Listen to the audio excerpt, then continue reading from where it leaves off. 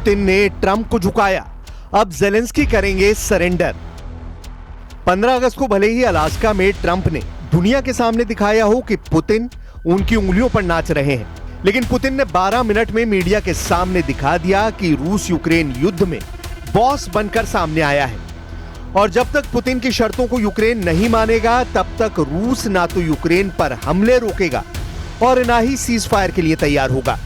अब रूस यूक्रेन युद्ध में पुतिन के दबदबे का इसी से अंदाजा लगा सकते हैं कि पुतिन ने ट्रंप से मीटिंग के बाद यूक्रेन और यूरोप दोनों को सख्त चेतावनी के साथ धमकी देते हुए कहा है कि अगर अमेरिका और रूस के बीच यूक्रेन युद्ध को लेकर चल रही वार्ता में बाधा डाली तो नतीजे बेहद विनाशक साबित होंगे। पुतिन ने अलास्का में साबित कर दिया है कि रूस जंग जीत रहा है और पूर्वी यूक्रेन एक तरह से रूस के कब्जे में जा चुका है। इधर ट्रंप ने भी पुतिन की हां में हां मिलाते हुए अब यूक्रेन के राष्ट्रपति को चेतावनी देनी शुरू कर दी है कि अगर रूस के साथ समझौता नहीं किया तो यूक्रेन बर्बाद हो जाएगा। ट्रंप ने पुतिन से मीटिंग के बाद राष्ट्रपति ज़ेलेंस्की से धमकी भरे अंदाज में साफ कहा है कि रूस बहुत बड़ी ताकत है, युद्ध पर तुरंत निर्णय ले ज़ेलेंस्की और रूस के साथ शांति समझौता करें।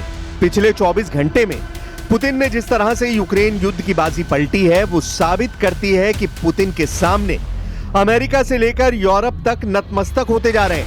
18 अगस्त दिन सोमवार को वॉशिंगटन में ट्रंप और ज़ेलेंस्की की मीटिंग होगी, जिससे पता चल जाएगा कि क्या यूक्रेन रूस के सामने सरेंडर करेगा या फिर यूरोप और नेटो के दबाव में रूस से विनाशक युद्ध करेगा। फिलहाल ट्रंप पूरी तरह से पुतिन के मुरीद हो चुके हैं। देखिए कैसे। सर्वशक्तिमान है रूस, पुतिन की पावर से खौफ में ट्रंप। अमेरिका के अलास्का में 15 अगस्त 2025 की इस तस्वीर को गौर से देखिए, जिसमें ट्रंप पुतिन को मिलिट्री बेस के ऊपर उड़ते परमाणु बम वर्षक B-2 और फाइटर जेट F-35 को दिखा रहे हैं। इन तस्वीरों को देखने के बाद अमेरिकी मीडिया में दावा किया गया कि ट्रंप ने अमेरिका की सैन्य पावर से पुतिन को सख्त संदेश देने की कोशिश की थी। मीटिंग से पहले का यह नजारा ट्रंप की ताकत का सबूत माना गया, लेकिन इसके बाद 3 घंटे तक चली पुतिन और ट्रंप की मीटिंग में ऐसा क्या हुआ कि ट्रंप पुतिन के सामने भीगी बिल्ली साबित हुए। ट्रंप पुतिन की हां में हां मिलाते नजर आए। 12 घंटे की प्रेस कॉन्फ्रेंस में ना तो किसी समझौते के बारे में बताया गया और ना ही सीज फायर को लेकर कोई दावा किया गया, लेकिन इसके बावजूद ट्रंप पुतिन के सामने नतमस्तक नजर आए। पुतिन ने ट्रंप को अगली मीटिंग के लिए मॉस्को बुलाया है और ट्रंप पुतिन के इस अनुरोध को उनका आदेश मानते नजर आए।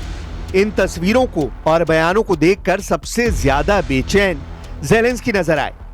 फ्रांस, ब्रिटेन, जर्मनी और यूरोप के तमाम देश यही समझ नहीं पा रहे हैं कि आखिर पुतिन ने 3 घंटे की मीटिंग में ट्रंप को ऐसा कौन सा चूरन चटा दिया है जो अब ट्रंप रूस की जगह यूक्रेन को नसीहत दे रहे हैं।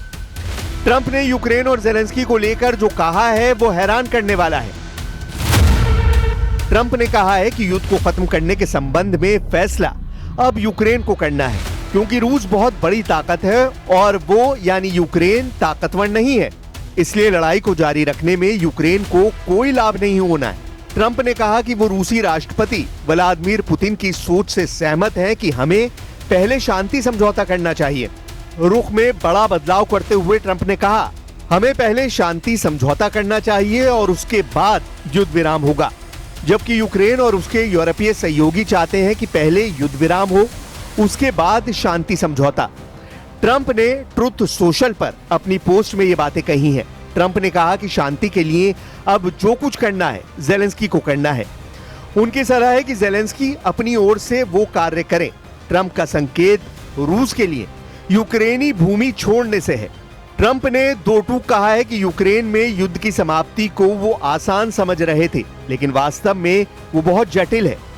ट्रंप ने ज़ेलेंस्की से कहा है कि अगर वो भूमि के लेन देन के मसले पर तैयार हों तो वो राष्ट्रपति पुतिन के साथ दोबारा बैठक के लिए तैयार हैं, जबकि ज़ेलेंस्की ने कहा है कि वो यूक्रेन में शांति के लिए अधिकतम प्रयास करने को तैयार हैं। ज़ेलेंस्की ने कहा है कि वो सोमवार यानी 18 अगस्त को वॉशिंगटन जाकर भविष्य की योजना पर राष्ट्रपति ट्रंप से बात करेंगे। इस बैठक में कुछ यूरोपीय नेता भी शामिल हो सकते हैं।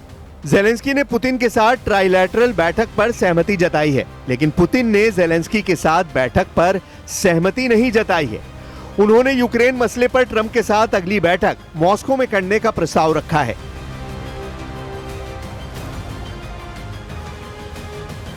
Again, Mr. President, I'd like to thank you very much, and we'll speak to you very soon and probably see you again very soon. Thank you very much, Vladimir. Next time in Moscow.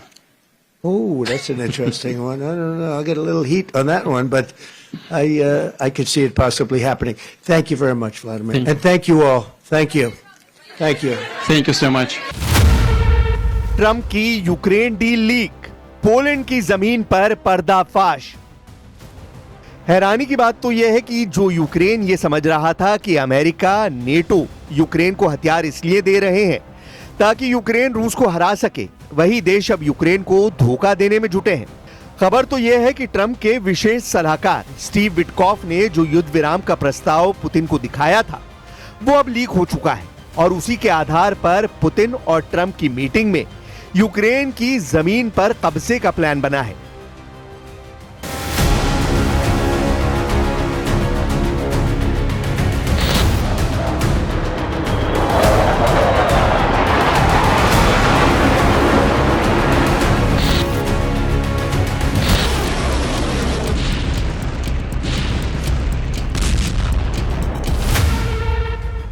Ukraine के लिए एक गुप्त अमेरिकी युद्ध विराम प्रस्ताव, जिसे कथित तौर पर डोनाल्ड ट्रंप की टीम ने तैयार किया था, उसे मॉस्को भेजा गया था।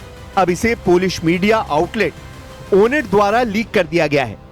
अमेरिका के करीबी और नेटो देश पोलैंड के पोलिश समाचार आउटलेट ओनेट के मुताबिक यूक्रेन के संबंध में एक अनुकूल अमेरिकी प्रस्ताव का विवरण प्राप्त हुआ है, जो मॉस्को में अमेरिकी राष्ट्रपति डोनाल्ड ट्रंप के विशेष दूत स्टीव विटकॉफ के साथ बातचीत के दौरान रूसी शासक व्लादिमीर पुतिन के सामने पेश किया गया था।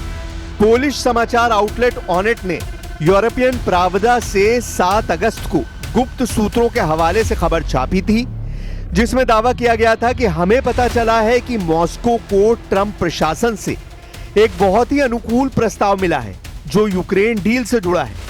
ऑनेट के अनुसार यूक्रेन में युद्ध विराम का प्रस्ताव तो है, लेकिन पूर्ण शांति समझौता नहीं, जैसा कि रूस चाहता था। यूक्रेन जंग के मुद्दे को 49 साल से लेकर 99 सालों के लिए स्थगित करके रूस द्वारा कब्जाए गए क्षेत्रों को वास्तविक मान्यता देना है, ना कि कानूनी, यानी ये भी रूस के पक्ष में है।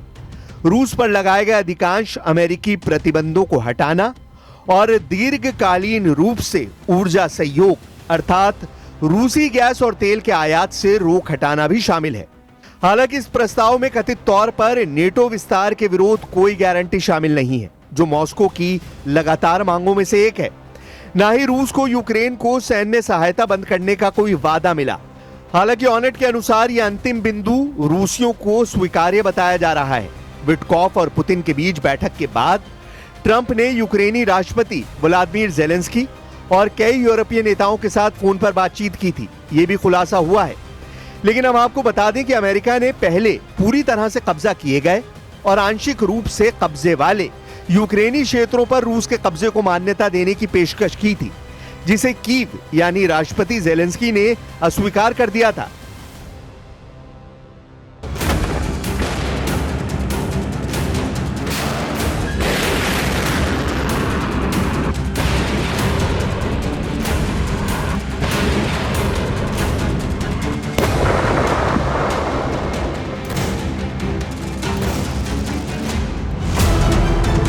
सूत्रों के मुताबिक बैठक में पुतिन ने यूक्रेन में कब्जे वाली कुछ जमीन छोड़ने के बदले यूक्रेन से पूरा डोनेस्क प्रांत छोड़ने का प्रस्ताव रखा। इस प्रांत में ज्यादातर लोग रूसी भाषा बोलने वाले हैं और अभी तक की लड़ाई में रूसी सेना इसके 70% जमीन पर कब्जा कर चुकी है। 1270 दिन से ज्यादा की जंग में रूस लगातार यूक्रेन को रौंद रहा है। अब तक यूक्रेन के 27% से ज्यादा इलाके पर रूस कब्जा कर चुका है। यूक्रेन के ज़ैपोरिज़िया, खेरसोन, लुहांस्क, खार्किव पर रूस का कब्जा लगभग हो चुका है। हारते और हाफते यूक्रेन के सामने एक ही रास्ता बचा है कि अगर यूरोपीय देश रूस पर हमला कर दें तो यूक्रेन की हार लंबे वक्त के लिए टल सकती है। हाल में पेरिस में हुई मीटिंग में राष्ट्रपति जेलेंस्की ने साफ कह दिया है कि रूस के राष्ट्रपति पुतिन मरने वाले हैं, जिसके बाद रूस बिना शर्त युद्ध विराम के लिए मजबूर हो जाएगा।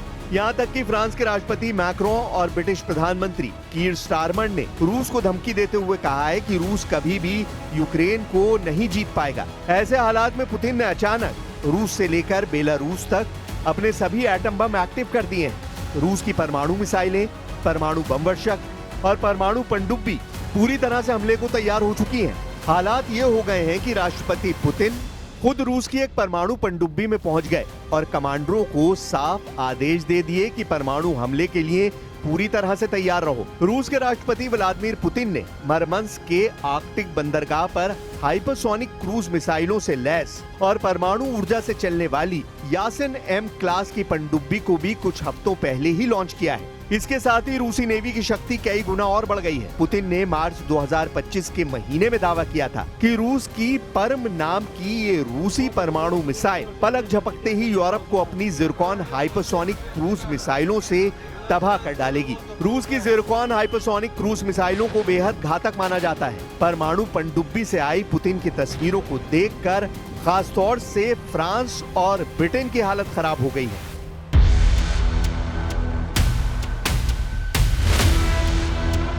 अब आप ये भी जान लीजिए कि क्यों नेटो देश रूस पर हमला करने के लिए सबसे ज्यादा F-16 फाइटर जेट पर भरोसा कर रहे हैं। इसकी वजह इस वक्त नेटो देशों के पास अनुमानित 1887 F-16 जेट हैं, जो रूस के साथ हवाई युद्ध में गेम चेंजर साबित हो सकते हैं। पहले आप ये जान लीजिए कि किस नेटो देश के पास कितने F-16 जेट हैं। मीडिया रिपोर्ट्स के मुताबिक इस वक्त नेटो देशों के पास कुल 1887 F-16 जेट हैं। नेटो देश रूस के खिलाफ 44 F-16 उतारने जा रहा है, जबकि बल्गारिया 16 से ज्यादा F-16 जंग में उतार रहा है। डेनमार्क के भी 30 F-16 जंग में उतर रहे हैं। ग्रीस ने तो 120 से ज्यादा F-16 उतारने का ऐलान कर दिया है। नेदरलैंड्स 20 F-16 जंग में रूसी जेटों से मुकाबला करेंगे, जबकि पोलैंड के 48 से ज्यादा F-16 रूस से मुकाबले के लिए उतर रहे हैं। पुर्तगाल भी 28 F-16 जंग में उतार सकता है। रोमानिया ने 14 से ज्यादा F-16 रूस के खिलाफ उतार दिए हैं। तुर्की के 245 F-16 जेट हैं। तुर्की वक्त आने पर नेटो की तरफ से रूस के खिलाफ F-16 उतार सकता है, जबकि संयुक्त राज्य अमेरिका के 922 F-16 जेट हैं, जो रूस के खिलाफ हवाई युद्ध में गेम चेंजर साबित हो सकते हैं। रूस के 10 गुना हमले, जल गए यूक्रेन के 5 इलाके। पिछले 36 घंटों में रूसी हमलों ने यूक्रेन की राजधानी कीव में कोहराम मचा दिया है। यूक्रेनी राष्ट्रपति व्लादिमीर जेलेंस्की ने रूस पर 18 मिसाइलें और लगभग 400 हमलावर ड्रोन दागने का आरोप लगाया है। यह हमला ज्यादातर कीव और आसपास के इलाकों को निशाना बनाकर किया गया और लगभग 10 घंटे तक चलता रहा। जेलेंस्की ने एक्स पर लिखा, ये रूस द्वारा आतंक का स्पष्ट विस्तार है। हर रात सैकड़ों ईरानी शाही ड्रोन से लगातार हमले यूक्रेनी शहरों पर बड़े पैमानों पर हो रहे हैं। रूसी सेना ईरान निर्मित शाही ड्रोन का बड़े पैमाने पर इस्तेमाल कर रही है। इससे पहले जेलेंस्की ने दावा किया था कि रूस ने जब से जंग शुरू की है तब से अब तक 28,743 से ज्यादा ईरान के शाहिद 136 ड्रोन से हमले कर चुका है। पिछले 18 घंटों में ही कीव में रूसी हमलों में 2 से ज्यादा लोगों की मौत हो चुकी है और 16 से ज्यादा घायल हैं। ये मौत का आंकड़ा इसलिए भी हैरान कर रहा है क्योंकि कीव को अमेरिका और यूरोप के एयर डिफेंस सिस्टम से मजबूत हवाई हमलों से सुरक्षा दी गई है, लेकिन उसके बावजूद लोग कीव में मारे जा रहे हैं। यह हमला रूस द्वारा युद्ध के अपने सबसे बड़े हवाई हमले के एक दिन बाद हुआ, जिसमें 728 ड्रोन और 13 मिसाइलें शामिल थी। अमेरिकी राष्ट्रपति डोनाल्ड ट्रंप ने यूक्रेन के लिए और अधिक रक्षात्मक हथियारों की भी मंजूरी दी है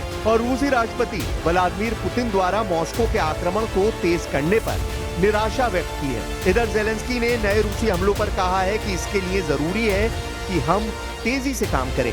रूस पर सख्त प्रतिबंधों को तेजी से लागू किया जाना चाहिए। हम आपको बता दें कि 10 जुलाई को ही रूसी हमले में यूक्रेन के चेर्निहिव, सूमे, पोल्टावा, क्रीवोग्राद और खार्किव क्षेत्र में भारी तबाही हुई है। वहीं रूसी रक्षा मंत्रालय का दावा है कि उसकी सेना ने काला सागर, बेलगोरोड, रुस्क, क्राइमिया और पेंजा के ऊपर 17 यूक्रेनी ड्रोनों को रोका था।